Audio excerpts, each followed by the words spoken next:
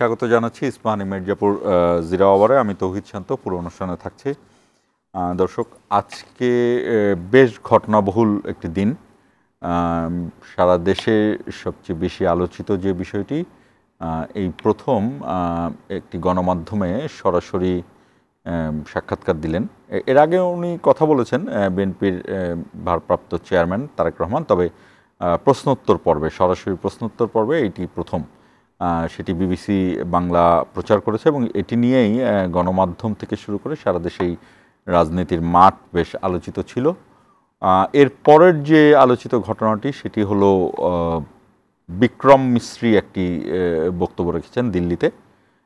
বাংলাদেশ থেকে কিছু সাংবাদিক সেখানে গিয়েছেন এবং সেখানে তাদের সাথে বৈঠকে তিনি দুটি কথা বলেছেন, যে দুটি গুরুত্বপূর্ণ কথা। সেটি হলো যত শীঘ্রই সম্ভব বাংলাদেশের রাজনৈতিক যে সরকার হবে, অর্থাৎ নির্বাচিত রাজনৈতিক যে সরকার, সে যে সরকারই হোক তাদের সাথে ভারত সম্পর্ক রাখবে।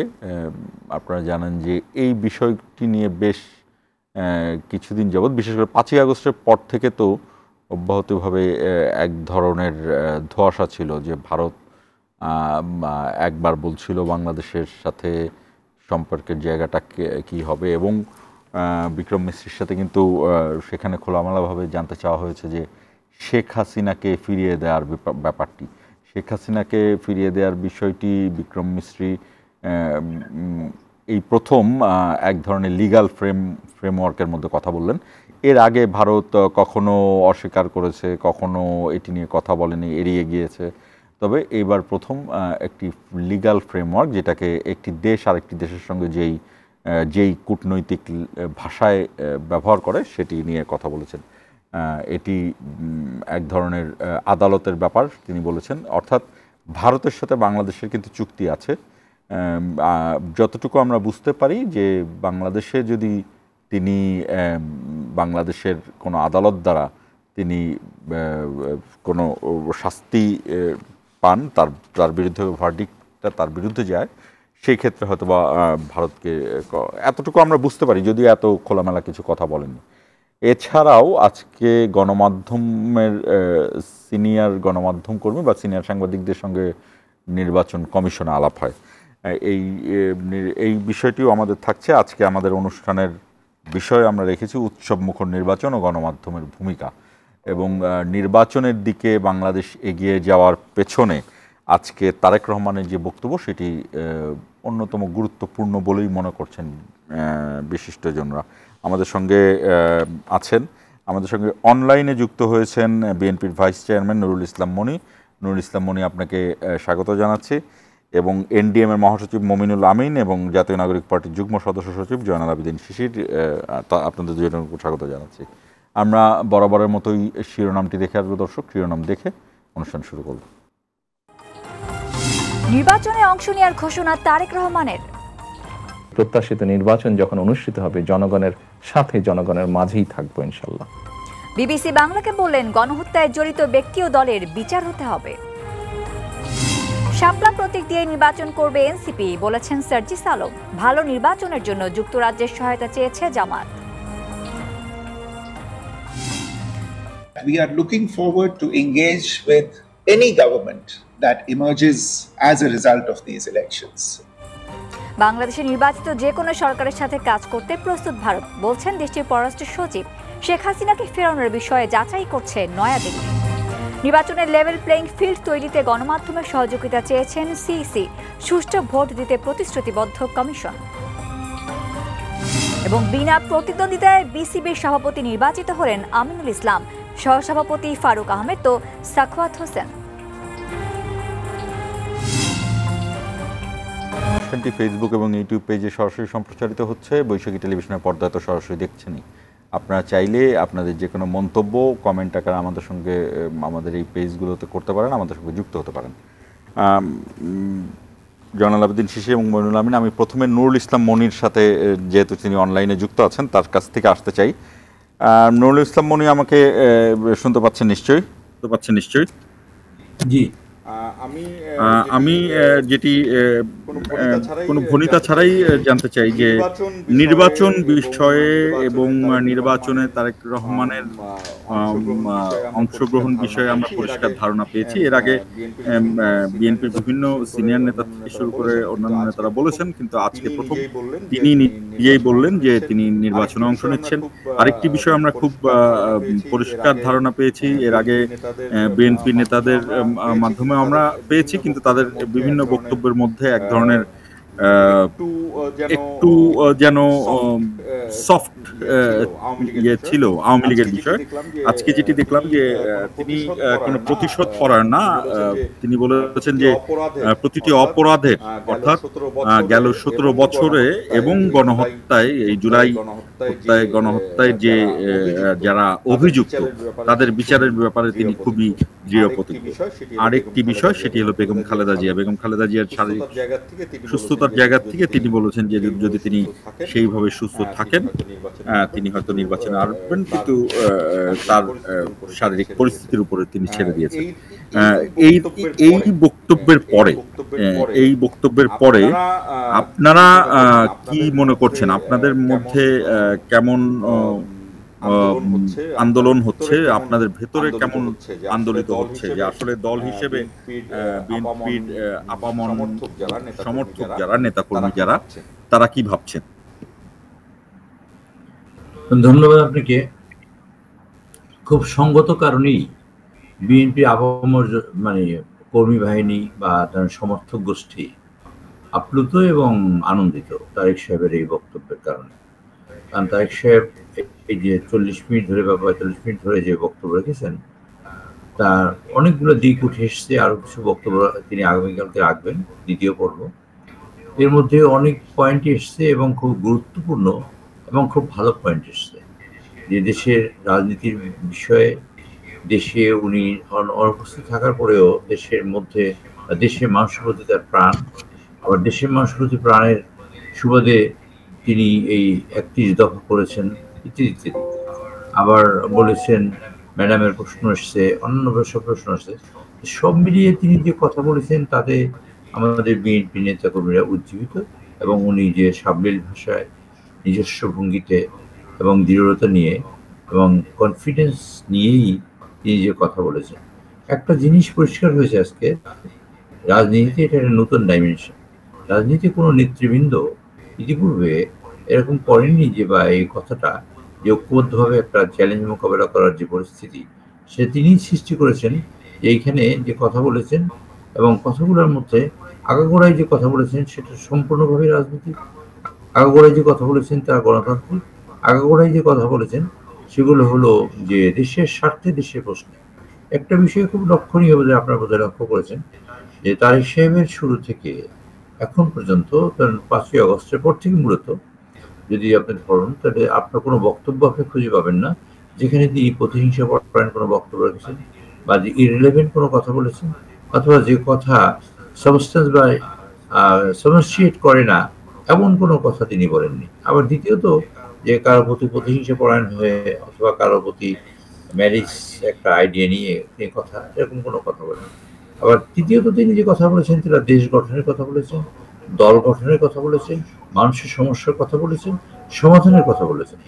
এই সব মিলিয়ে আজকে যে বক্তব্য অত্যন্ত ভালো এবং প্রণীতযোগ্য বক্তব্য, এবং তিনি রাইটলি একজন স্টেটসম্যান হিসেবে, একজন রাষ্ট্রনায়ক হিসেবে যে কথা বলা উচিত বলে মনে করেছেন এবং বাস্তবেও তিনি বলেছেন। তাই আমাদের we are very happy to here from him, এবং আমরা মনে করি এই ইন্টারভিউটা অত্যন্ত একটা কালোজয়ী ইন্টারভিউ এবং সময় উচিত ইন্টারভিউ হয়েছে এবং এটা বিচক্ষণ ইন্টারভিউ দিয়েছেন বলে আমি মনে করি।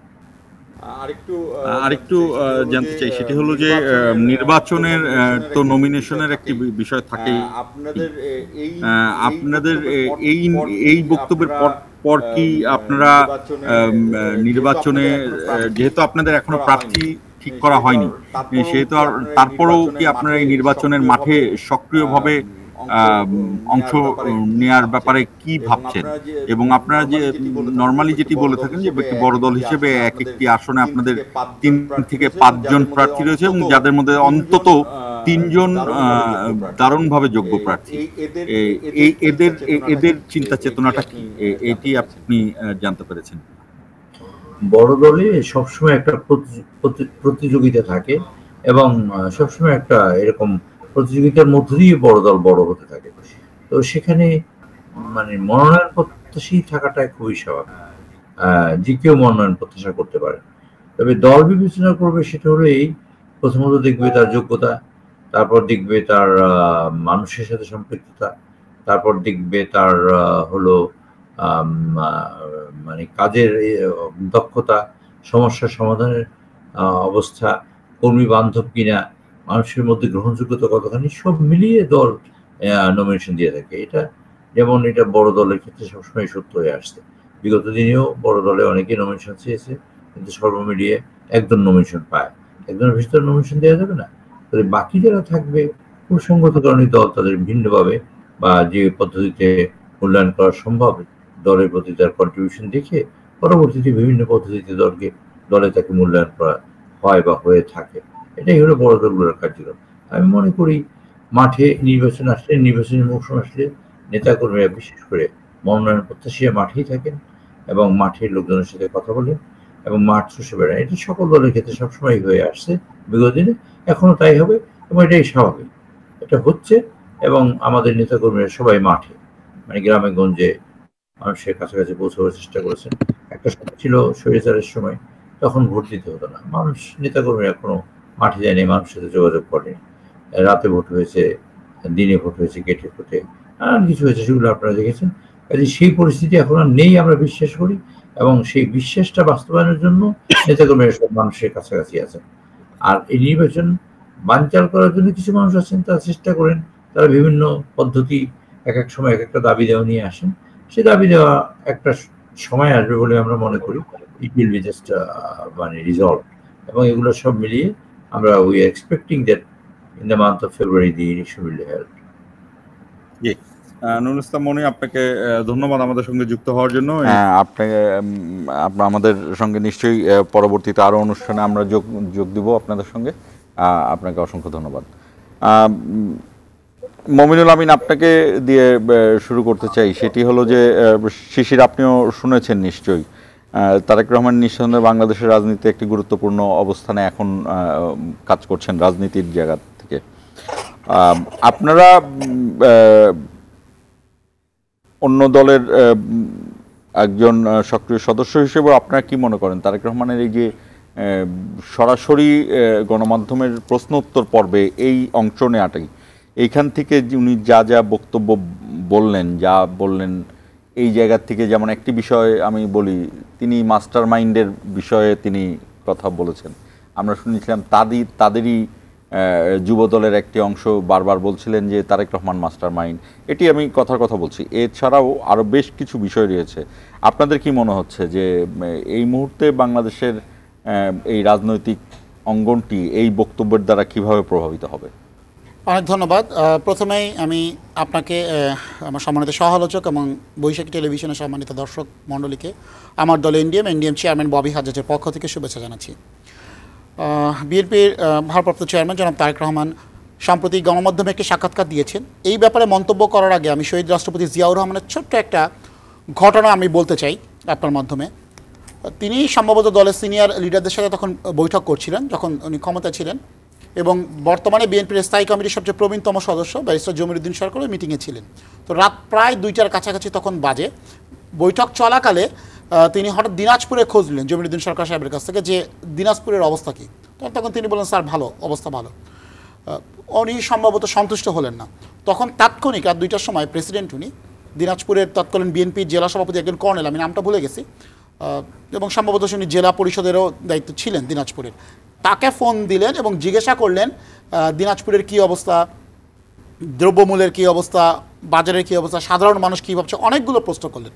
তো ব্যারিস্টার জমিরুদ্দিন সরকার সাহেব উনি আবার পাশে থেকে বলেন, স্যার এতগুলো প্রশ্ন একসাথে করলে ঘাবড়ে যাবে, একটু উৎসাহ দেন। তখন তিনি বলেন, আপনি ভালো কাজ করছেন, আমরা এগুলো বিষয়গুলো একটু জানতে চাই। এবং কালকের ভিতরে আমাকে জানাবেন। তারপরে উনি পরের দিন সবাইকে নেতাকর্মীদের ডেকে উনি বললেন যে কীভাবে কাজ করতে হবে, মানুষের পাশে থাকতে হবে। ওই যে খাল খনন কর্মসূচি নিয়ে জিজ্ঞাসা করেছিলেন, সেটাকে গতিবৃদ্ধি করতে বললো এবং বললেন যে প্রেসিডেন্ট সাহেবকে জানাতে হবে বাজারের অবস্থা কী, আজকে আমরা বাজার মনিটর করবো এবং তাকে সন্ধ্যার ভিতরে জানাতে হবে।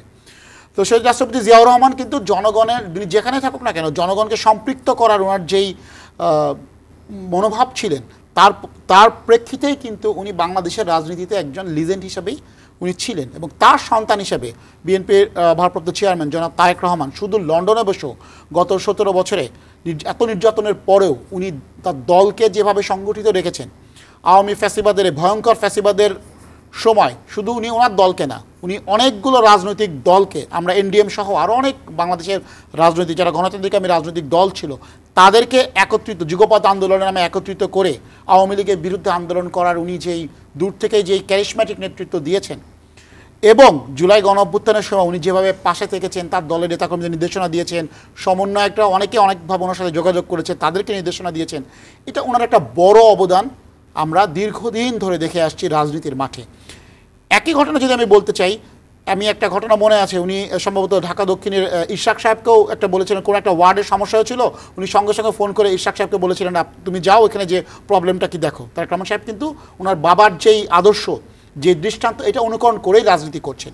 সেই ধারাবাহিকতায় উনি সম্প্রতি গণমাধ্যমে যে সাক্ষাৎকারটা দিয়েছেন দীর্ঘ প্রায় 20 বছরই বলবো, হ্যাঁ, উনি তো অনেক দিনই সাক্ষাৎকার সরাসরি দেন না, অনেকগুলো কথা উনি বলেছেন যেটা বাংলাদেশের রাজনীতির টার্নিং পয়েন্ট হতে পারে।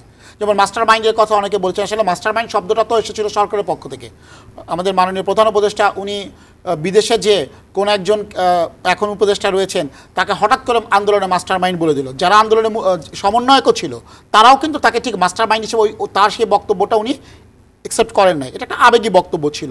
তো রাজপথ যখন এই মাস্টার মাইন্ড শব্দটা সরকারের পক্ষ থেকেই মানে পুরো মানুষের সামনে নিয়ে আসা হলো, মাস্টার মাইন্ড শব্দটা স্বাভাবিকভাবেই জনাব তারেক রহমান সাহেব বাংলাদেশের বৃহৎ একটা রাজনৈতিক দলের নেতা, তার নেতারা এই মাস্টার মাইন্ড শব্দটা ব্যবহার করবেই, কারণ এই মাস্টার মাইন্ড শব্দটা কিন্তু মাননীয় প্রধান উপদেষ্টা বলার আগে কেউ কিন্তু উচ্চারণ করেন নাই, কেউ খুঁজতেও জানে আন্দোলনে মাস্টার মাইন্ড কি।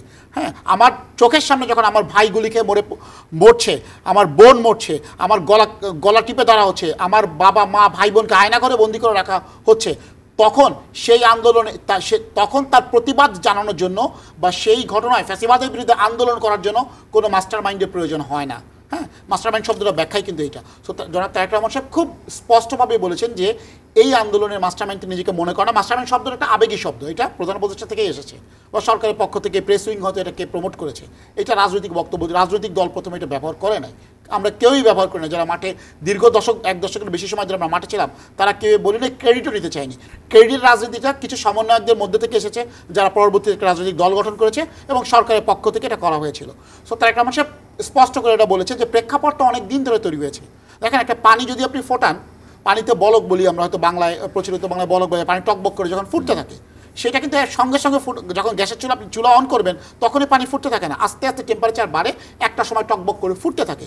সো জুলাই গণ অভ্যুত্থানটা 5 আগস্ট হাসিনার পলায়নটার প্রেক্ষাপট কিন্তু ওই যে পানি গরম করার মতোই দীর্ঘদিন ধরে আন্দোলনের জুলাইটা হলো বয়লিং স্টেট। এক্স্যাক্টলি, এইটাই তো জনাব তারেক রহমান সাহেব স্পষ্ট করে বক্তব্যটা দিয়েছেন এবং পুরো রাজনৈতিক মহলে তার উদারতা এবং তার যেই রাষ্ট্রনায়কোচিত যে মনোভাব সেটা পুরো রাজনৈতিক মহলে ছড়িয়ে পড়েছে এবং এর মাধ্যমে আমরা যারা রাজনীতি বাংলাদেশে এখন সক্রিয় রাজনীতি করছি তারা একটা দিক নির্দেশনা পাবো বিনয়ের সাথে মানুষকে সম্পৃক্ত করে কিভাবে রাজনীতিকে করতে হয় এবং পুরো কৃতিত্ব কিভাবে জনগণের মাঝে ভাগ করে নিতে হয়। আপনি যদি সম্মান দেন তাহলে সম্মান পাবেন, আপনি যদি সম্মান দিতে না জানেন কেউ আপনাকে সম্মান করবে না। রাজনীতির মূল বক্তব্যটাই কিন্তু এটা। জয়নুল আবেদিন শিশির, আমার প্রশ্ন না, আমি একেবারে আপনার প্রথম পুরো বিষয়টি জানতে চাচ্ছি যে তারেক রহমানের বক্তব্য থেকে আপনাদের নিশ্চয়ই দলীয় অবস্থান হয়তো বা আমরা জানতে পারবো, কিন্তু আপনার কি মনে করছেন, এনসিপির থেকে কি মনে করা হচ্ছে, তারেক রহমানের এই বক্তব্যটাকে আপনারা কীভাবে বিশ্লেষণ করেন? ধন্যবাদ বৈশাখী টেলিভিশনকে এবং আপনাকে, আমার সহ আলোচক নবীন ভাইকে। আমরা বাংলাদেশে যারা বাংলাদেশপন্থী রাজনীতি করে, যারা জুলাইয়ের আমাদের সহযোদ্ধা, প্রত্যেকটি রাজনৈতিক দল, ব্যক্তি, গোষ্ঠীকে আমরা তার রাজনৈতিক বক্তব্যের জন্য, তারা সাংগঠনিক কার্যক্রমের জন্য আমরা সবসময় আমরা সাধুবাদ জানাই। তারেক রহমানের বক্তব্যকেও আমরা ইতিবাচকভাবে গ্রহণ করেছি। আমরা মনে করি দীর্ঘদিন উনি গণমাধ্যমে কথা বলেন নাই বা গণমাধ্যমে কথা বলার ওনার সুযোগ হয় নাই। বিগত ফ্যাসিস্ট সরকার ওনার বাক স্বাধীনতা কেড়ে নিয়েছিলেন আদালতের মাধ্যমে, আদালতের ঘাড়ে বন্দুক রেখে। আমরা এগুলো নিন্দা জানিয়ে এসেছি দীর্ঘদিন ধরেই। আমরা মনে করি উনি মানে যে কথা বলেছেন এটা ইতিবাচক বাংলাদেশের রাজনীতির জন্য। আরও অনেক কিছু হয়তো উনি আরও কিছু বললে হয়তো আরও বেশি ভালো হতো। বিশেষ করে আপনার ওনার দলের অবস্থানগুলো যদি উনি বলতেন বা ব্যক্তিগতভাবে উনি তো অনেক কিছুই বলেন নাই। আমরা মনে করছিলাম যে বিবিসি হয়তো আরও অনেক বেশি জিনিস নিয়ে আসবেন।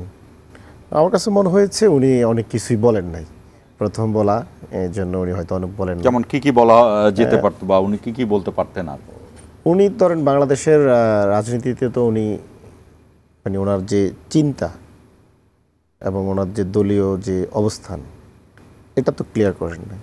আপনার যদি দেখেন বিএনপির যে মূল এখন যে সমস্যাটা, এখানে আসতে পারতো তো যে বিএনপির দলীয় যে সাংগঠনিক কাঠামোর মধ্যে কতটুকু সংস্কার হয়েছে।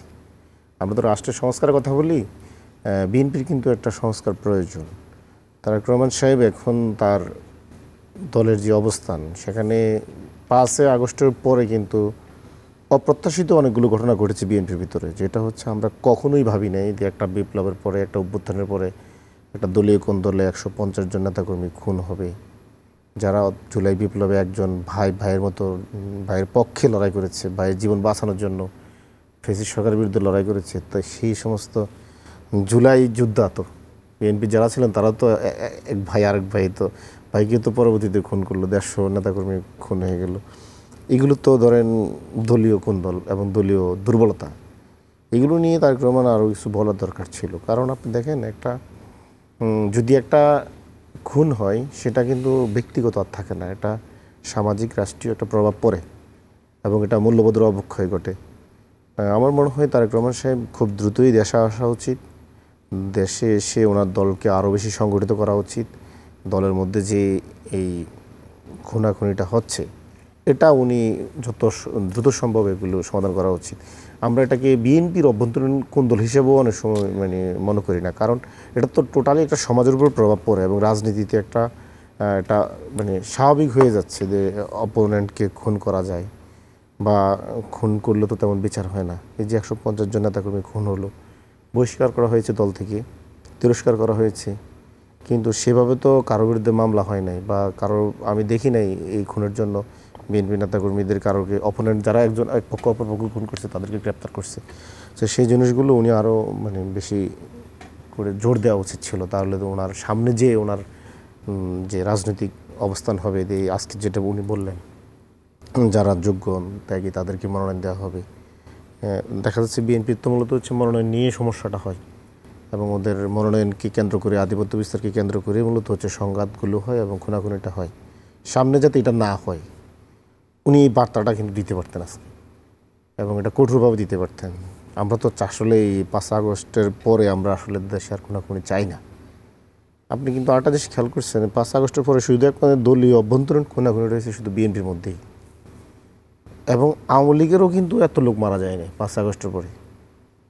এবং আওয়ামী লীগের তো অনেকেই তো ছিল সরাসরি শুটার, তারাও তো কিন্তু মানে জনগণের হাতে বা কোনোভাবে বা আইন শৃঙ্খলা বাহিনীর হাতে কোনোভাবে কিন্তু তাদেরও কোনো প্রাণহানির ঘটনা ঘটে নাই। সুতরাং এত বড় একটা বড় দলের এই ধরনের ঘটনা কিন্তু অনাকাঙ্ক্ষিত এবং অন্য কোনো দলের মধ্যে এই ধরনের ঘটনা ঘটে না। আমি মনে করি তারেক রহমান এই জিনিসটাতে ফোকাস করতে পারতেন আজকে এবং এগুলোর জন্য দেশবাসীর কাছে হয়তো উনি অনেক একটা বার্তা দিতে পারতেন, নেতাকর্মীদের বার্তা দিতে পারতেন। এই জিনিসটা আমি মনে করি বিএনপির জন্য অনেক ভালো হতো। আর চাঁদাবাজি নিয়ে মনে হয় একটা কথা ছিল তার সঙ্গে, সেখানে তিনি যেটা বলেছেন যে তারা তাদের নেতাদের বিরুদ্ধে, অনেক কর্মীর বিরুদ্ধে ব্যবস্থা নিয়েছেন, কিন্তু পুলিশিং করাটা তো আসলে দলের কাজ না, এটা তো সরকারের কাজ ছিল। এখন আপনি যদি একটা দল করেন, গ্রেপ্তারের বিষয়টা তো আসলে আপনি যদি সরকারের উপরে নির্ভর করে না, সরকারের উপরে নির্ভর করে। সরকারের তো আপনি আবার সরকারের তো আপনি ফ্রিডম দিচ্ছেন না, সরকারকে কতটুকু ফ্রিডম দিচ্ছেন? গ্রেপ্তারের বিষয়ে তো বিএনপি কি কোনো ধরনের, আমরা তো বলেছি এই সরকার তো বিএনপির সরকার, এই সরকার অভ্যুত্থানের পন্থী সকল দলের সরকার, তাহলে বিএনপি তো এখানে অবশ্যই কাজ করার সুযোগ ছিল এবং এটা আমি মনে করি দলীয় মানে দুর্বলতা এবং এটা গাফিলতি, এই জন্যই এত বড় আপনি যদি প্রথম 10টা খুন হওয়ার পরে যদি নেতাকর্মীদেরকে আপনি মানে কড়াকড়ির মধ্যে নিয়ে আসতেন, তাহলে তো আর 150 প্রাণ যায় না, পরে ওগুলো থামাইতে পারতেন। থামছে না তো, বাড়ছি। এটা একটা বড় জিনিস। এটা আমি মনে করি ওনার মতো একটু প্রজ্ঞাবান রাজনীতিবিদদের মুখে এটা স্পষ্ট ঘোষণা দেওয়া উচিত, যারা এই ধরনের কাজ করছেন। এবং এটা অন্যান্য পলিটিক্যাল পার্টিগুলোর মধ্যেও কিন্তু একটা ভীতি সঞ্চার করছে যে বিএনপি দলীয় কর্মীদেরকে খুন করে ফেলছে, তাহলে অপোনেন্টকে কতটুকু স্পেস দিবে রাজনীতিতে। এখন আপনি তো অনেক কিছুই মুখ দিয়ে বলেন, কিন্তু বাস্তবতা তো অনেক ভিন্ন।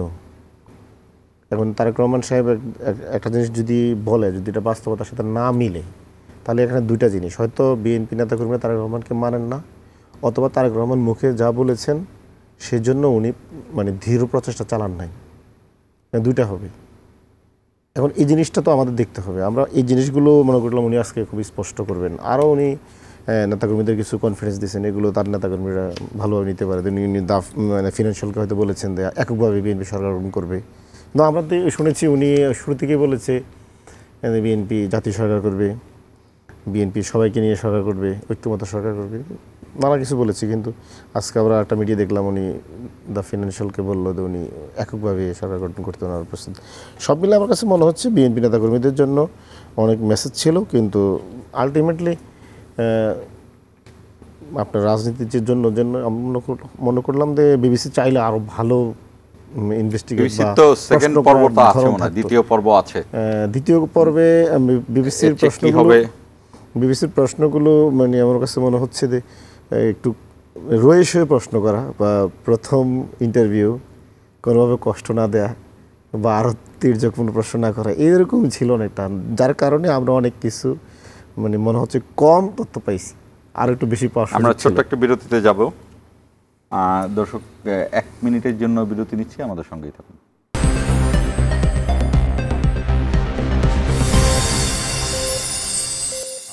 আমি তৌহিদ শান্ত আবারও স্বাগত জানাচ্ছি। দর্শক, আমি মমিনুল আমিন আপনার কাছে আসতে চাই। এই তারেক রহমানের বক্তব্যের একটি বিষয় আমি বলছিলাম যে আওয়ামী লীগ বিষয়ে তাকে প্রশ্ন করা হয়েছিল, আওয়ামী লীগ নিয়ে তার মনোভাব কী। তারেক রহমানের যে মনোভাব আওয়ামী লীগ নিয়ে তিনি যা বলেছেন, এর সাথে কি বিএনপির যে নেতারা গত 1-1.5 বছরে সক্রিয়, তাদের অধিকাংশের বক্তব্যের সাথে কতটা মিল খুঁজে পান? ধন্যবাদ। আমার সম্মানিত সহালোচক কিছু কথা বলেছেন যে অনেক বার্তা বা তথ্য হয়তো জনাব তারেক রহমান সাহেব দেন নাই, তবে আমি এখানে ওনাকে স্মরণ করিয়ে দিতে চাই যে এটা একটা ইন্টারভিউ ছিল। হ্যাঁ, আপনি সাংবাদিকতা করেন, আপনারা জানেন ইন্টারভিউর বেসিক কিছু রুলস আছে এবং যে প্রশ্ন করা হয় সেটাই উত্তর দেওয়া হয়। এটা কিন্তু জাতির উদ্দেশ্যে ভাষণ না, বা নির্বাচনী ইশতেহার বলছেন না, বা তিনি কোনো স্পেসিফিক কমিউনিটিকে অ্যাড্রেস করে বক্তব্য দিচ্ছেন না, যে এখানে আপনাকে অনেক কিছু অনেক তথ্য খুব বিস্তারিতভাবে মানে শাহে নজরুল তাফসীর আপনাকে পুরো ব্যাখ্যা দিতে হবে, এরকম কোনো কিন্তু ব্যাপার না। এটা একটা ইন্টারভিউ ছিল। ইন্টারভিউতে কোশ্চেনে টু দ্য পয়েন্টে খুব চমৎকারভাবে জনাব তারেক রহমান সাহেব অ্যাড্রেস করেছেন, এবং এইটা আপনাকে মনে রাখতে হবে উনি কিন্তু প্রথম মানে বিগত 2 দশকের ভিতরে প্রথম উনি এই ধরনের ইন্টারভিউ দিচ্ছেন। সো এখানে উনি কোনো কিছু লুকিয়েছেন বা তথ্য গোপন করেছেন বা কম দিয়েছেন, এটা আমরা একেবারেই মনে করি না। এছাড়া উনি কিন্তু এমন না যে গণমাধ্যমে নিয়ে আসছেন না, উনি যেটা বলেছেন অনেক তথ্য, উনি দেশ নিয়ে ওনার ভাবনা কি, আপনি যদি ওনার ভিডিও বার্তাগুলোতে ওনার নেতাকর্মীদের সাথে নিয়মিত বক্তব্য শুনে থাকেন, দেখবেন যে কৃষি নিয়ে ওনার পরিকল্পনা কি। কোনো একটা উনি জেলা সম্মেলনে এটা বলেছিল, ওনার আরও 20 বছর আগে কাজ করা রয়েছে যে প্রতি বিঘা জমিতে কি পরিমাণ উৎপাদন হলে পুরো একটা ডেটাবেস হতে পারে, সেটা আমরা কীভাবে কাজে লাগাতে পারে, এই ধরনের পরিকল্পনার কথাও কিন্তু উনি বলেছেন। হ্যাঁ, সো দেশ নিয়ে ওনার ভাবনা কি না অনেক ধরনের বক্তব্য থেকে কিন্তু আমরা জানি। একটা ইন্টারভিউতে যে আপনাকে সব কিছু ক্লিয়ারলি বলতে হবে, অনেক ডিটেলস ইনফরমেশন দিতে হবে, আর একটা দলীয় অন্তর্কন্দল নিয়ে যে ব্যাপারটা, এটার ব্যাপারে তো প্রথম থেকে বিএনপি কঠোর আমরা জানি, এবং একমাত্র রাজনৈতিক দল বিএনপি যারা তাদের শৃঙ্খলার ব্যাপারে প্রথম থেকে 5ই আগস্টের পর থেকেই ব্যবস্থা নিচ্ছেন। দলীয় অন্তর্কন্দলের যে বিষয়গুলো রয়েছে, এটা বাংলাদেশের রাজনৈতিক সংস্কৃতির একটা অনুষঙ্গ, যেটা পরিবর্তনের সূচনা হয়তো বিএনপির হাত ধরেই হবে, কারণ তারা যেভাবে সাংগঠনিক ব্যবস্থা নিচ্ছেন, এত অনুকূল পরিবেশ থাকার পরেও তাদের নেতাকর্মীদের মাঝে কিন্তু সতর্ক বার্তা যাচ্ছে। আর প্রত্যেকটা মানে সংঘর্ষের ঘটনাই কিন্তু রাজনৈতিক না, এখানে অনেক ধরনের দ্বন্দ্ব রয়েছে।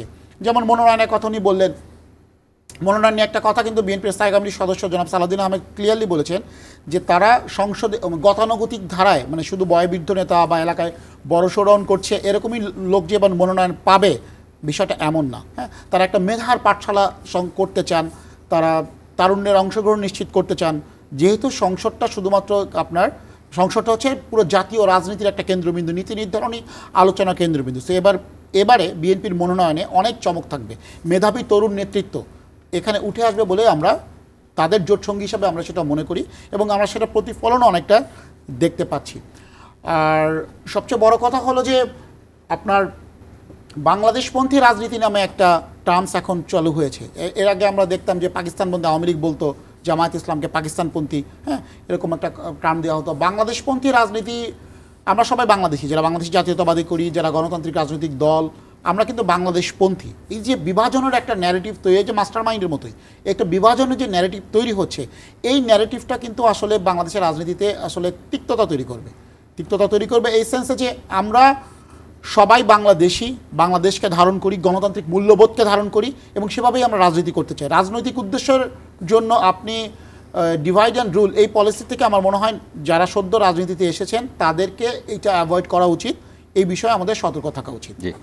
আমি আওয়ামী লীগের প্রসঙ্গ, আওয়ামী লীগের প্রসঙ্গ আপনি যেটা বলেছিলেন সেই বিষয় হচ্ছে যে একটা আমি আপনাকে ঘটনা স্মরণ করে দিতে চাই। গত বছর আমরা আন্তর্জাতিক অপরাধ ট্রাইব্যুনালে যে অভিযোগ করেছিলাম আমাদের দলের পক্ষ থেকে, এনডিএমের পক্ষ থেকে, আওয়ামী লীগ এবং 14 দলের বিচার চেয়ে একটা অভিযোগ দায়ের করেছিলাম, এবং মাত্র কিছুদিন আগে দল হিসেবে আওয়ামী লীগের বিরুদ্ধে ব্যবস্থা নেওয়া শুরু হচ্ছে বলে চিফ প্রসিকিউটর তাজুল ইসলাম সাহেব জানিয়েছেন। তো বিএনপির ভারপ্রাপ্ত চেয়ারম্যান সাহেব যেটা বলেছেন যে বিচারের ব্যাপারে, এইটা কিন্তু বিএনপির মনোভাব প্রথম থেকে, বিএনপি শীর্ষ নেতাদের যে মনোভাব, তাদের সাথে লিয়াজো কমিটির সাথে বা স্থায়ী কমিটির সাথে আমাদের একাধিকবার নানা বৈঠক হয়েছে, তাদের মনোভাব কিন্তু স্পষ্ট ছিল। তারা রাজনৈতিক দলের ব্যাপারে, মানে একটা হচ্ছে আপনি নির্বাহী আদেশে নিষিদ্ধ করে দিলেন, সেটা হইতেই পারে, আওয়ামী লীগের ছাত্রলীগের কর্মকাণ্ড নিষিদ্ধ আছে, আওয়ামী লীগের কার্যক্রমের উপর নিষেধাজ্ঞা আছে, তবে প্রত্যেকটা জিনিস বিচারিক প্রক্রিয়ার মধ্যে আসার কিন্তু একটা গ্রহণযোগ্যতা রয়েছে, আরও সলিড রয়েছে। আমরা চাই না আওয়ামী ফ্যাসিবাদ বাংলাদেশে ফিরে চুক, স্পষ্ট অবস্থান। আওয়ামী লীগের বিরুদ্ধে প্রথম রাজনৈতিক দল হিসাবে আমরা আন্তর্জাতিক অপরাধ ট্রাইব্যুনালে অভিযোগ দায়ের করি। আপনার নিশ্চয়ই মনে আছে আমাদের দলের মাননীয় চেয়ারম্যান ববি হাজ্জাজ, তিনি টিউলিপ সিদ্দিকের বিরুদ্ধে তিনি মামলা দায়ের করেন। তার দুর্নীতির অনুসন্ধান কিন্তু ববি হাজ্জাজের মামলার পরেই শুরু হয়েছিল, এবং লন্ডনে তিনি মন্ত্রিত্ব হারিয়েছেন। পরবর্তীতে সে কতটা নাস্তানুবোধ হয়েছে, উনি শুধু মামলা দায়ের করে ক্ষান্ত হয়নি, ব্রিটিশ প্রত্যেকটা মিডিয়াতে উনি সাক্ষাৎকার দিয়েছিলেন, এবং এটা ইনভেস্টিগেশন করার জন্য উনি ওই লন্ডনের বাংলাদেশ কমিউনিটি এবং আরও যারা স্টেক হোল্ডার রয়েছেন তাদের সাথে উনি কাজ করেছেন। সো এই কাজগুলো কিন্তু আমরা দল হিসেবে এনডিএম অনেক আগে থেকে করে আসছে। বিএনপির শীর্ষ নেতাদের মনোভাবও কিন্তু সেম ছিল। এখন মাঠে ময়দানে বক্তব্যে অনেক সময় হয়তো মনে হতে পারে যে কিছুটা সফট টোনে অনেকে কথা বলছে, সফট টোন না, কিন্তু নীতিগত বিষয় যে বিচারিক প্রক্রিয়ার মধ্যে দিয়েই রাজনৈতিক দলের বিচার হতে হবে, এবং কেউ আওয়ামী লীগের কেউ যারা ফ্যাসিবাদের সাথে জড়িত, গুম খুম হত্যার সাথে যারা জড়িত, যারা অর্থ লুটপাটের সাথে জড়িত, মানুষের ভোটাধিকার হরণের সাথে যারা জড়িত, তাদের একজনও ছাড় পাবে না। 40 লাখ মাটির নিচে থাকলেও তাদেরকে আমরা খুঁজে বের করব। এই মনোভাবটা কিন্তু বিএনপি নেতাদের ক্লিয়ার ছিল, উনি পলিসিগত দিক থেকে। জয়নাল শিশির, আপনার কি মনে হয় এই বিষয়টাই আলোচনায় আনছে? আমি মুমিন ভাইয়ের একটু প্রশ্নের উত্তর দিই। সেটা হচ্ছে উনি বলেছেন সমন্বয়করা ক্রেডিট নিয়েছে এই আন্দোলন থেকে, অন্যান্য দল কেউ ক্রেডিট নেয় নাই। আমি ওনার সাথে একদম শ্রদ্ধার সাথে দ্বিমত করছি। সমন্বয়করা বাংলাদেশে আসলে ক্রেডিটের জন্য রাজনীতিতে আসে নাই। সমন্বয়করা মূলত হচ্ছে আমি মনে করি সমন্বয়ক না বলে আন্দোলনকারী যোদ্ধারা জীবন দিতে এসেছে, অনেকে জীবন দিয়েছে, যারা জীবিত আছেন, যারা জীবন দেওয়ার সৌভাগ্য অর্জন করে নাই বা শহীদ হওয়ার সৌভাগ্য অর্জন করেন নাই, তারা পরবর্তীতে রাজনৈতিক দলগুলো দ্বারা প্রতারিত হয়ে একটি রাজনৈতিক দল করেছে। যদি রাজনৈতিক দলগুলো দ্বারা তারা সুবিচার পেতেন, তাদের দ্বারা দেশবাসী এবং নিজেরা প্রতারিত হয়েছেন এটা যদি ফিল না করতেন, তাহলে রাজনৈতিক দলে করতেন না। আমরা শুরু থেকেই দেখেছি বড় দলগুলো বা পলিটিক্যাল পার্টিগুলো কি করলেন, আন্দোলনকারীদেরকে বাদ দিয়ে সরাসরি ক্যান্টনমেন্টে গিয়ে ক্ষমতার ভাগাভাগিতে লিপ্ত হয়ে গেলেন। রাষ্ট্রপতির সাথে বসে আবার ক্ষমতা ভাগাভাগি করলেন, একদম সমন্বয়কদেরকে বাদ দিয়ে প্রথম হয়েছে। তারপরে কি করলেন, এরপরে শুরু হলো আপনার লাশের রাজনীতি। আমাদের দল থেকে এতজন শহীদ হয়েছে, অমুক দল থেকে ততজন। আমরা শুরু থেকে বলেছি সকল শহীদ আমাদের, আমরা কোনো দলকে কোনো শহীদকে দলীয়করণ করতে চাইনি, কিন্তু এগুলো করেছে কারা করেছে? এই বিদ্যমান পলিটিক্যাল পার্টিগুলো করেছে। তারপর আমরা যখন বললাম যে আওয়ামী লীগ নিষিদ্ধ করতে হবে, রাষ্ট্রপতি যুবলীগ নেতা চুপুকে অবসান করতে হবে, সেকেন্ড রিপাবলিক করতে হবে, নতুন সংবিধান করতে হবে, সবগুলোতে বিদ্যমান পলিটিক্যাল পার্টিগুলো, বিশেষ করে বিএনপি বা ওনারা যারা বিএনপি সমমনা আছেন, তারা এগুলো দ্বিমত করলেন। তখন আমরা চিন্তা করলাম যে আমরা যারা বাংলাদেশকে রক্ত দিয়ে স্বাধীন করেছি, আমাদের তো এইভাবে বসে থাকা চলবে না, আমাদের দাবিগুলো পূরণ করার জন্য আমাদের কথা বলতে হবে। তখনই আমরা একটা সংগঠনের অনুভব করলাম এবং আমরা একটা রাজনৈতিক সংগঠনের দিয়ে গেলাম। আমাদের তো কথা ছিল না এই দেশে রাজনৈতিক দল করার, আমরা তো রাজনীতি করার জন্য মনে করলাম যে বিদ্যমান পলিটিক্যাল পার্টিগুলো রয়েছে, কিন্তু তারা যখন দেখলাম যে শুরু থেকেই ক্রনোলজিক্যালি আমাদেরকে প্রতারিত করে আসছে, আমরা বাধ্য হলাম রাজনৈতিক দল গঠন করতে। সুতরাং ক্রেডিটের রাজনীতি বা ক্ষমতা দখলের রাজনীতি এগুলো আমাদের উদ্দেশ্য ছিল না। আমাদের উদ্দেশ্য ছিল আমরা দেশ স্বাধীন করে দিয়েছি, আপনারা এখন দেশ রাষ্ট্র পরিচালনা করেন, আপনারা আমাদের দাবিগুলো মেনে নেন, আমরা আমাদের মতো করে আবার যাদের পরের টেবিলে আছে তারা পরের টেবিলে ফিরে যাবে, বা যারা আরও যারা আছে আন্দোলনকারীরা যার অবস্থানে চলে যাবে। আর যে জিনিসটা আবার বলা হলো যে বিএনপির জনাব তারেক রহমান সাহেব আওয়ামী লীগের ব্যাপারে কী সিদ্ধান্ত নিয়েছেন, আমি মনে করি যে ওনার যে বক্তব্য, ওনার বক্তব্যের সাথে ওনার দলের কার্যক্রম এবং নেতাকর্মীদের বক্তব্য তেমন কোনো মিল নাই। আপনি দেখবেন শুরু থেকেই আওয়ামী লীগকে যখন নিষিদ্ধ করার জন্য আমরা আন্দোলনে নামি এবং আমরা পরবর্তী সরকারকে দাবি জানানোর পরে বিএনপির পক্ষ থেকে একটি শব্দ বলা হয়নি তারা কি আওয়ামী লীগকে নিষিদ্ধ চায় কি চায় না, বরং ওরা বিভিন্নভাবে বলেছে আওয়ামী লীগ একটি রাজনৈতিক দলকে কীভাবে নিষিদ্ধ করা হয়, এভাবে রাজনৈতিক দলকে নিষিদ্ধ করা যায় না, এটা ঠিক হবে না, এটা গণতন্ত্রের জন্য খারাপ হবে, জনগণের উপরে ছেড়ে দেন, এই ধরনের বিভিন্ন বাহানা ওরা দেখিয়েছে। যখন আমরা সরাসরি রাস্তায় নেমে যাই, আমরা রাস্তায় বসে পড়ি, আওয়ামী লীগের নিষিদ্ধের জন্য আমরা বিভিন্ন সভা সমাবেশ করি, মশাল মিছিল করি, তখনও কিন্তু আমরা বিএনপিকে পাই নাই, বা বিএনপি সমমনা দলের যে ওনারা আছেন ওনারা কেউ কিন্তু সেভাবে তখন আসেন নাই। আমরা কিন্তু আওয়ামী লীগ নিষিদ্ধ করার পরেও তারপরেও শুনতে পাই যে এটা ঠিক হয় নাই। কারা এই কথা ঠিক হয় নাই, বিশেষ করে বিএনপি নেতাকর্মীরা বললো এগুলো ঠিক হয় নাই। বিএনপির টপ টায়ারের অনেক নেতারাই বলছে যে আওয়ামী লীগ, ছাত্রলীগ, যুবলীগ, বিশেষ করে ছাত্রলীগ নিষিদ্ধের পর তো একদম ওপেনলি বললো, বিএনপির অনেক নেতাই বললো। তো তখন তো তারেক রহমান তাদেরকে নিষেধ করেন নাই, বা তিনি তাদের কথার প্রতি উত্তর দেন নাই, বা তাদেরকে থামান নাই। তাহলে আমরা এটা কী বুঝি? বা এখনও যারা বিএনপি নিয়মিত আওয়ামী লীগের পক্ষ অবলম্বন করে তাদের তো সাংগঠনিক কোনো শাস্তির আওতা আনতেছে না। আপনি কি দেখছেন আওয়ামী লীগের পক্ষে যারা অবলম্বন করে, যারা বিভিন্নভাবে আওয়ামী লীগের মনে হয় দেয়া ওরা আওয়ামী লীগ হয়ে যাওয়ার চেষ্টা করতেছে, কই তারেক রহমান তো শাস্তির আওতা আনতেছে না। আমার কাছে মনে হয় ওনার একটা দলীয় স্ট্র্যাটেজি, উনি আওয়ামী লীগের বিচার চাইবেন, বেগম জিয়া আওয়ামী লীগের বিচার চাইবেন, ব্যাপক বিচার চাইবেন, একটা গ্রুপ আবার আওয়ামী লীগের সাথে লিয়াজু করবেন, আতাত করবেন, আর একটা গ্রুপ মধ্যপন্থা অবলম্বন করবেন, তারা আবার দিনের পথে হকের পথে থাকবেন, ইসলামপন্থী ওই যে জুনায়েদ বাবুনগরী গ্রুপের সাথে মিশবেন, মহিবুল্লাহ বাবুনগরী গ্রুপের সাথে মিশবেন। এটা ওনাদের দলীয় স্ট্র্যাটেজি। আমি এটাকে কার্যকর কোনো উদ্যোগ না দেখা পর্যন্ত আমি এটাকে সেভাবে আমলে নেব না, আমি অপেক্ষাই করবো আওয়ামী লীগের ব্যাপারে ওনাদের অবস্থান কী হয়। আর যেটা বলা হচ্ছে যে তারেক রহমান সাহেব উনি যেটা বলেন তারেক রহমান সাহেব অনেক কিছু করেছে, ওনারা করছে। আমরা সবসময় বলি যে ভাই তো অনেক আগ থেকে রাজনীতি করে, সমন্বয়কদেরকে আপনারা যেভাবে এখন শত্রুজ্ঞান করেন বা বিভিন্ন জায়গায় বলেন ক্রেডিটবাজি করি, এগুলো করবেন না। এগুলো করলে খোদা তালাও আপনাদের প্রতি নাকশ হবে। কীভাবে নাকশ হবে আমি বলি, আপনারা যদি আজকে যদি সমন্বয় করার জীবন না দিত, বা বিপ্লবীরা জীবন না দিত, সমন্বয় নাই বলি এই মাসুম বাচ্চারা জীবন না দিত, তাহলে কিন্তু আপনাদের অনেকেই কিন্তু ফাঁসির আসামি ছিলেন, কেউ 14 বছর 15 বছরের জেল জুলুম হয়ে গেছিল অনেকের, আপনাদের অনেকের কিন্তু ফাঁসি কার্যকর হয়ে যেত। আপনাদের এই যে 63 দলীয় আন্দোলন, এই আন্দোলন কিন্তু ব্যর্থ হয়েছে। তারেক রহমান সাহেব যখন 24 সালের নির্বাচনের আগে যখন অসহযোগ আন্দোলনের ডাক দেয়, তা আজকে থেকে কেউ খাজনা দিবেন না, ট্যাক্স দিবেন না, বিদ্যুৎ বিল দিবেন না, ওই সময় সকল দলকে বলা হয়েছে রাস্তায় নামার জন্য। আপনারা 63 দল কিন্তু রাস্তায় নামবেন বলে প্রতিশ্রুতি দিয়েছেন, আপনারা কিন্তু সেভাবে নামতে পারেন নাই এবং কার্যকর আন্দোলন গড়ে তুলতে পারেন নাই, এবং তারেক রহমানের ডাকে আপনারা কিন্তু সাড়া দেন নাই, আপনারা দেন নাই, দেশের মানুষও দেয় নাই। তার মানে কি হলো, ওই আন্দোলনটা কিন্তু ব্যর্থতা পর্যবেসিত হয়েছে।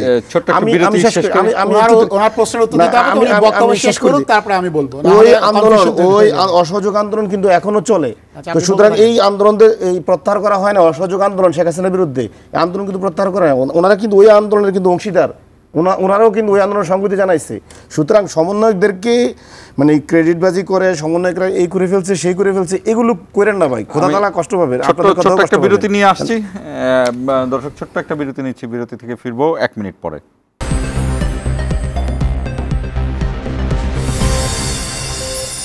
স্বাগত ইসলামী মির্জাপুর 0 আওয়ারে। মমিনুল আমিন, আপনি বলতে যাচ্ছিলেন জয়নাল আবেদিন শিশিরের। জি, অনেক ধন্যবাদ। উনি তো খোদা তাআলার অসন্তুষ্টির কথা বলছেন, আমি সেখান থেকে শুরু করি যে ইসলামী শরিয়ার মূলনীতি হচ্ছে তোমরা সত্যকে মিথ্যার সাথে মিশ্রিত করিও না। হ্যাঁ, এটা হলো মূলনীতি। আমি সেইখানে যদি আমি বলি, উনি প্রথম ইনফরমেশন দিয়েছেন ওনারা যখন আওয়ামী লীগ নিষিদ্ধের দাবিতে আন্দোলন করছেন, আমাদের কাউকে পান নাই। আমি নিজে আমি সেই দাবির মঞ্চে উপস্থিত ছিলাম ওই প্রধান উপদেষ্টা বাসভবনের সামনে ওনাদের এই ডাকা প্রোগ্রামে। আমি আপনাদের বলতে আপনাদের না, না, সমাবেশ আপনি বিএনপি। আমাকে কথা বলতে দেন না, আমি আপনার কাউন্টার দিনই সময় স্বল্পতা আছে, আমরা উপস্থিত ছিলাম এবং আমি এই শোতেই বলেছি আওয়ামী লীগের বিরুদ্ধে বিচার চেয়ে প্রথম আমরা আওয়ামী লীগ এবং 14 দলের বিরুদ্ধে আন্তর্জাতিক অপরাধ ট্রাইব্যুনালে অভিযোগ দায়ের করি, তখন আপনাদের জন্ম হয়নি রাজনৈতিকভাবে। নাম্বার 1। নাম্বার 2, উনি যেটা বলেছেন যে আমাদের আন্দোলনে সাড়া দেয় নাই বা আমরা তারেক রহমানের কথা শুনে, কথাটা একদম ভুল, অসহযোগ আন্দোলন। হ্যাঁ, আমরা যে কথাটা বলেছি গত 15 বছর ধরে, হ্যাঁ, যখন আপনি সেই 2009 বিডিআর বিদ্রোহ থেকে শুরু করে প্রত্যেকটা আন্দোলনে আমরা যখন রাজপথে ছিলাম, আমাদের নেতাকর্মীরা মার খেয়েছে, তাদের তখনও ওনাদের অনেকেরও মানে দুধের দাঁড়টা পড়ে নাই, ঠিক আছে, তখন আমরা রাজপথে ছিলাম, আমরা গুম খুনের শিকার হয়েছি। জনগণ সারা দেয় নাই কতটা ভুল, যে আওয়ামী ফ্যাসিবাদ আমরা নিয়মতান্ত্রিক উপায়ে রাজনীতি করছিলাম, জনগণ প্রত্যেক দিন দেখছিল কীভাবে আমরা রাষ্ট্রের নিপীড়নের শিকার হচ্ছিলাম, রাষ্ট্রীয় অবিচারের শিকার হচ্ছিলাম। এবং তারেক রহমান সাহেবের ডাকেই কিন্তু যুগবাদ আন্দোলন তৈরি হয়েছিল। এবং এই যে আন্দোলনে প্রত্যেকটা রাজনৈতিক কর্মী, আপনি সেই আবু সাইদকে বলেন, আবু সাইদ একজন রাজনৈতিক কর্মী ছিল, এনসিপি কর্মী ছিল না। আর সমন্বয়কদের যে ক্রেডিটবাজির কথা বলতেছেন, ওনারা মানে এখানে বললে তো আসলে অনেক কিছু বলা যায়। ক্যান্টনমেন্টে যে ভাগাভাগির কথা বলছেন, হাসিনা পালানোর পর সেনা ক্যান্টনমেন্ট থেকে যখন ফোন দেওয়া হয়, ওখানে কেউ রাজনীতি করে না, জাকের পার্টির একজনকেও ডেকে নিয়ে গেছিলো, কারণ কি তার কাছে ফোন নাম্বারটা ছিল। আর সমন্বয়কদের অনেকে যখন জনাব তারেক রহমানের সাথে মিটিং করলেন, কি জাতীয় সরকারের একটা প্রস্তাব দিলেন, তারাও আন্দোলনে স্টে করতে চায়, তারা মিলে সরকার গঠনের 2, 4, 5 বছর থাকতে চায়, নির্বাচন তারা করতে চায় না, এই ধরনের মনোভাব ছিল। আর সমন্বয়কদের ব্যাপারে আপনি এখন একটা জনমত জরিপ করে দেখেন কি পরিমাণ মানুষ অতিষ্ঠ। আমি প্রত্যেকের নাম ধরে এখন বলতে পারবো না, অনেকগুলো শোতে বলেছি, তাদের নামে যে অভিযোগগুলো এসেছে, অভিযোগের যে পাহাড় রয়েছে, সেই অভিযোগের পাহাড় তদন্ত করতে গেলেও আমরা যদি জনগণের ভোটে সরকার গঠন করি, আমাদের মিনিমাম 6 মাস লাগবে তাদের অভিযোগগুলো করতে। আমরা সেগুলো বলতে চাই না। তরুণ রাজনীতিবিদ তারা এসছে, তারা অনেক ভুল করতে পারে, তবে তারা যে বললো আমরা তারেক রহমানের কথা শুনি, তারেক রহমানের কথা বাংলাদেশের মানুষ শুনেছে, আমাদের প্রত্যেকের কথা শুনেছে। বাংলাদেশের মানুষ 17 কোটি মানুষ যেই রায় দিয়েছে 5ই আগস্ট, সেইটা ছিল রাজনৈতিক দলগুলো সম্মিলিত আন্দোলনের ফসল। কেউ কিন্তু এখানে একক ক্রেডিট না দাবি রাখে না। গণ অভ্যুত্থান, ওই যে আমি গতদিন ঐক্যমত কমিশনে বলেছিলাম মঞ্জু ভাইকে উদ্দেশ্য করে, যে গণ অভ্যুত্থান কারো ব্যক্তিগত গাড়ি না, যে আমার মন চাইলো গাড়ি বের করলাম, 300 ফিটে চলে গেলাম, হাঁসের মাংস খেয়ে চলে আসলাম, ডাক দিলে গণ অভ্যুত্থান হয় না। এখন তারা ডাক দিয়ে দেখুক তো কয়টা মহাসমাবেশ করতে পারে। এত সহজ না, রাজনীতির একটা উত্তাপ লাগে, একটা প্রেক্ষাপট লাগে। তারা বলতে চায় নতুন সংবিধান তৈরি করবে, সেকেন্ড রিপাবলিক করবে। নতুন সংবিধান মানে কি? বাংলাদেশ রাষ্ট্রে যখন জন্ম হয় 1971 সালে, লস কন্টিনিউস অ্যান্ড এনফোর্সমেন্টের মাধ্যমে কিন্তু রাষ্ট্র চলেছে, তার মাধ্যমে রাষ্ট্রপতি, উপরাষ্ট্রপতি, প্রধানমন্ত্রী হয়েছে, তারপরে একটা নতুন সংবিধান হয়েছে, তারপরে নির্বাচন হয়েছে। জন্মলগ্ন থেকে আমরা একটা সাংবিধানিক প্রক্রিয়ার মাধ্যমে এসেছি। চাইলেই সংবিধানকে ছুঁড়ে ফেলে দেওয়া যায় না। সংবিধান কোনো ছেলে খেলা, রাষ্ট্র কোনো ছেলে খেলা বিষয় না। মন মতো চাইলেই সেকেন্ড রিপাবলিক ঘোষণা করা যায় না, এখানে প্রেক্ষাপট লাগে, ঠিক আছে?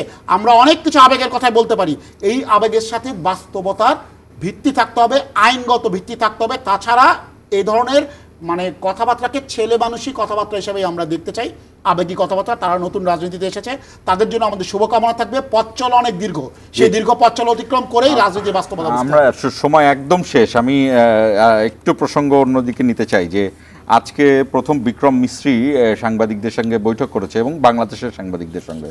আপনি নিজেও জানেন, জালালউদ্দিন শিশির, আপনি একসময় সাংবাদিকতা করেছেন, এখনও করছেন মাঝে মাঝে, তবে রাজনৈতিক কর্মী হিসেবে আমরা বেশি চিনি, রাজনৈতিক নেতা হিসেবে।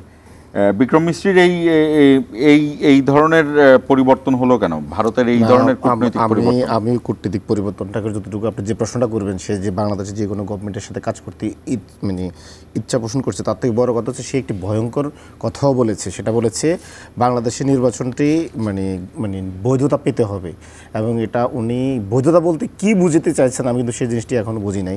বৈধ বলতে কি ভারতের বৈধতা, আমাদের এখানে যে আগামী নির্বাচনটা হবে এটা যদি ভারতে বৈধতা না দেয় বা কে বৈধতা দিবে, এই জিনিসটি উনি কিন্তু বললেন যে বৈধতা লাগবে। এটা হচ্ছে একটা ভয়ঙ্কর কথা বলেছেন উনি। আমার মনে হয় আমাদের পররাষ্ট্র মন্ত্রণালয় থেকে অবিলম্বে ওনার এই বৈধতা বলতে কী বুঝিয়েছেন উনি, এটার প্রতিবাদ জানানো উচিত। আর বিক্রম মিস্ত্রি, ওদের আসলে এখন আর শেখ হাসিনার মতোই অবস্থা হয়েছে। ওদের অহংকার, দাম্ভিকতা এবং ষড়যন্ত্র আস্তে আস্তে এগুলোর পতন হচ্ছে এবং ওদের কিছুটা বোধোদয় হচ্ছে, কিন্তু আমার মনে হয় না খুব বেশি বোধোদয় ওদের হচ্ছে।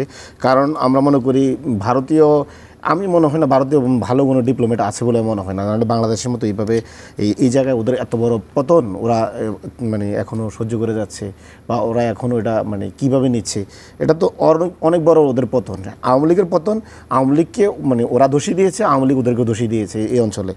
আর সবচেয়ে বড় জিনিস হচ্ছে আমি মনে করি ভারত কখনোই বাংলাদেশের স্থিতিশীলতা চায় না। ওরা মুখে যায় বলে আসলে কাজে করবে সব হচ্ছে চাণক্য নীতি। চাণক্যরা কখনো মানে তার প্রতিবেশীকে কখনো ভালো থাকতে দিবে না।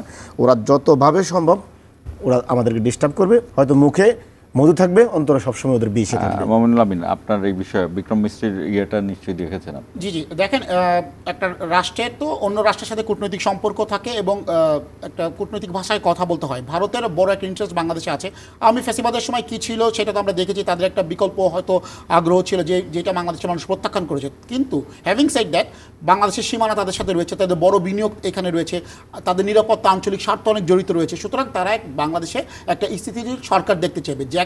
যেমনিভাবে আমরা আওয়ামী লীগের বিরুদ্ধে যেমন আমাদের অবস্থা হলো বিচারিক প্রক্রিয়ার মাধ্যমে আসতে হবে, বিচারিক প্রক্রিয়ার রায় নিষিদ্ধ হলে নিষিদ্ধ হবে, কিন্তু আমরা বিচারিক প্রক্রিয়ার মাধ্যমে যেমন চেয়েছি, ভারতে আসলে ওইভাবে কথা বলছে যে দেশে একটা স্থিতিশীল সরকার থাকবে, একটা নির্বাচন হবে, সেখানে আসবে। তবে উনি যেটা কথা বলেছেন আমি সেইভাবে সেটা নিয়েও আমি একই কথাই বলতে চাই, একশোর মিলে বৈধতা বলতে তারা কী বুঝিয়েছেন। কারণ বাংলাদেশে বিগত 9 সালের নির্বাচন থেকেও যদি আপনি শুরু করেন, 14, 18, 24-এর কোনো নির্বাচন কিন্তু আন্তর্জাতিকভাবে স্বীকৃত হয় নাই।